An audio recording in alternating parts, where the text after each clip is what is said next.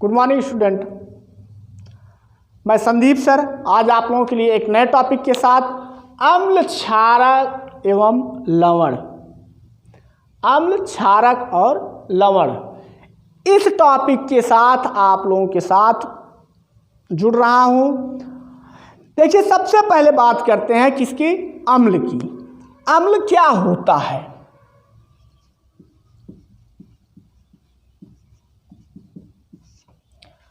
किसकी बात कर रहे हैं? अम्ल की। अम्ल क्या होता है? कहा जाता है कि वह पदार्थ जो चखने में खट्टा होता है उसे क्या कहते हैं? अम्ल कहते हैं। ये तो रहा आपका जनरली डेफिनेशन रहा, और इसके साथ साथ अगर वैज्ञानिक तरीके से देखेंगे, जैसे कहा जाता है कि वह पदार्थ जो चखने में खट्टा होता है तथा नीले लिटमस को लाल कर देता है उसे अम्ल कहते हैं। इसमें एक वाक्य और जोड़ा गया है, नीले लिटमस। नीला लिटमस, अगर नीला कोई पेपर होगा, अगर आप उस पे क्या करेंगे? अम्ल डालेंगे, मतलब चाहे नींबू का रस या फिर मान लीजिए कोई और डालेंगे, डालने के बाद देखेंगे वह पेपर क्या हो जाएगा? लाल हो जाएगा। तो इसका मतलब क्या है? अगर आपको परीक्षण करना हो अम्ल का तो आप क्या करिएगा? नीला लिटमस पेपर लीजिएगा और उसी पे आप नींबू या किसी और का जो अम्ल हो, जो चखने में खट्टा हो, उसका रस जब आप डालेंगे तो वो क्या करेगा? उस पेपर को लाल कर देगा। ये तो रहा आपका अम्ल। अब इसी में बात करते हैं, अगला क्या है? क्षार या क्षारक जिसे कहा जाता है।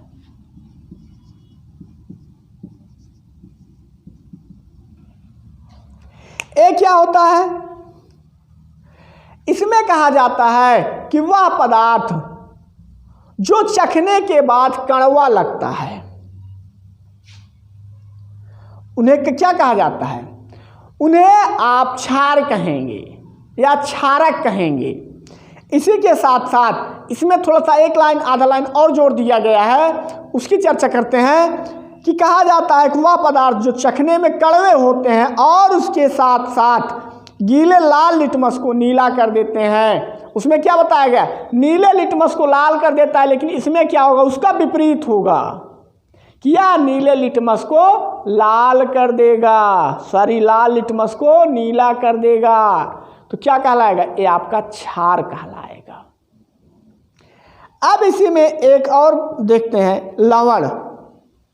क्या है? लवण।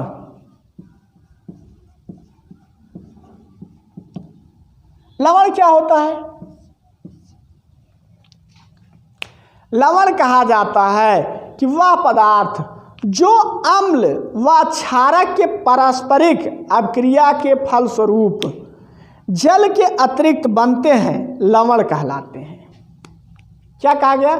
अम्ल और क्षारक इन दोनों के पारस्परिक अभिक्रिया मतलब संयोजन या क्रिया के द्वारा जो बनेगा वो आपको क्या कहलाएगा? लवण कहलाएगा। और इसका स्वाद क्या होता है? नमकीन होता है। जो नमक खाते हैं आप लोगों को क्या है? लवण है। अब इसमें बात करते हैं, अगला जो टॉप है, हेडिंग है, वो है वैद्युत अपघट्य एवं वैद्युत अपघटन।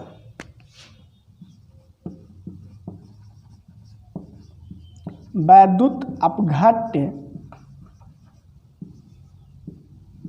एवं वैद्युत अपघटन।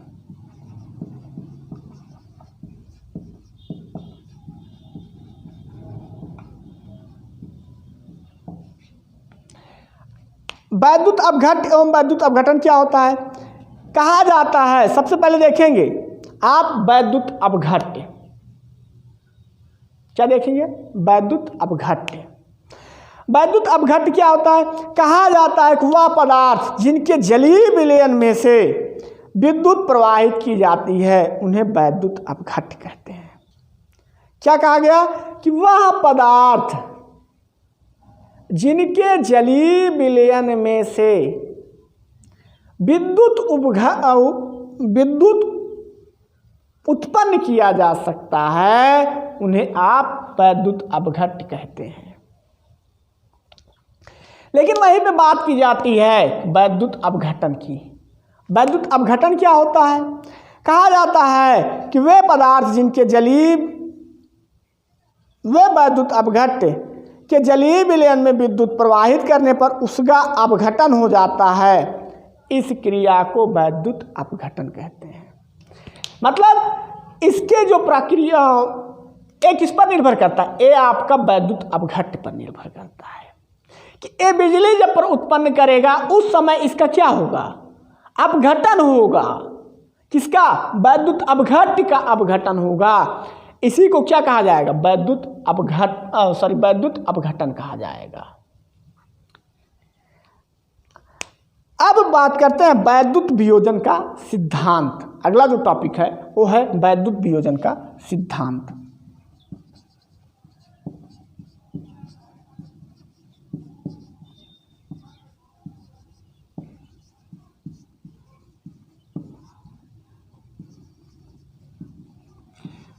अच्छा, इसमें एक चीज़ और आप लोग देख लीजिए कि मैंने कहा कि ये क्या करता है? विद्युत उत्पन्न करता है। लेकिन यहीं पे मैंने क्या कहा? विद्युत अपघटन। वैद्युत अपघटन इसमें मैंने कहा कि ये क्या करता है? बिजली उत्पन्न करता है। इसका जलीय विलयन बिजली उत्पन्न करता है। ये क्या करता है? ये जो होता है आपका अपघटन के स्वरूप जो प्रक्रिया होती है ये आपका वैद्युत अपघटन होता है। अब इसी के आधार पर जैसे देखते हैं, एक एग्जाम्पल देख लेते हैं।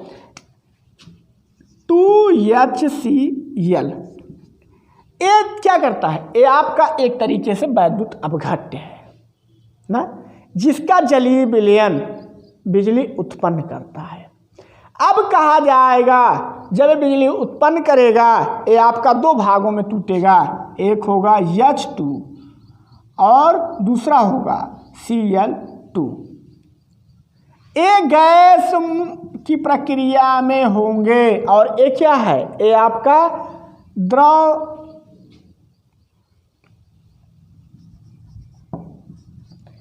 ए और ए। देखिए अब कहा गया ये आपका क्या कहलाएगा? ये आपका कहलाएगा वैद्युत अपघट कहलाएगा। लेकिन ये जो प्रक्रिया हो रही है H2 + Cl2 ये आपका क्या कहलाएगा? वैद्युत अपघटन कहलाएगा। मैंने कहा कि आगे देखते हैं वैद्युत वियोजन का सिद्धांत। सबसे पहले देखते हैं आर्हेनियस का सिद्धांत। आर्हेनियस का सिद्धांत क्या था? स्वांटे आर्हेनियस क्या एक वैज्ञानिक थे, वो थे स्वांटे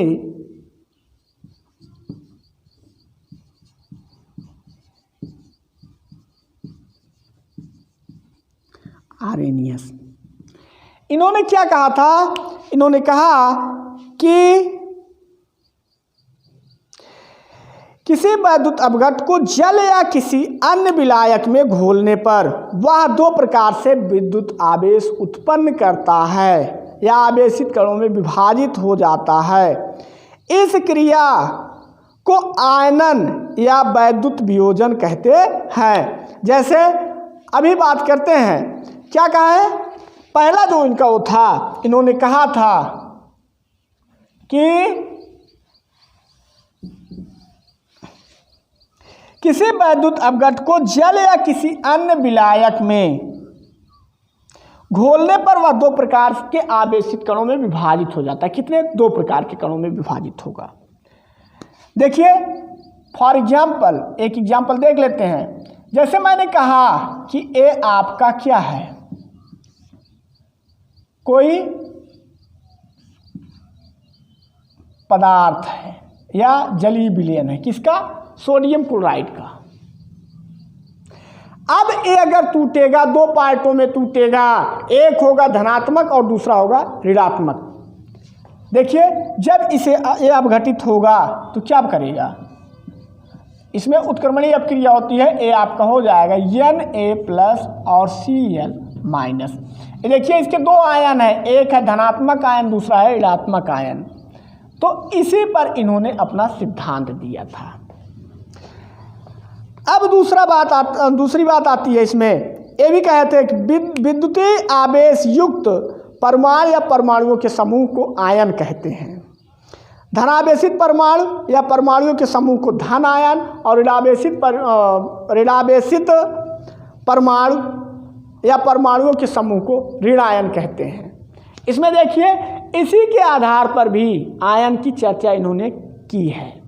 कहा कि जो इनका अपघटन होने के पश्चात ये क्या होंगे, दो पार्टों में विभाजित होंगे, एक होगा धन आयन, दूसरा होगा ऋण आयन।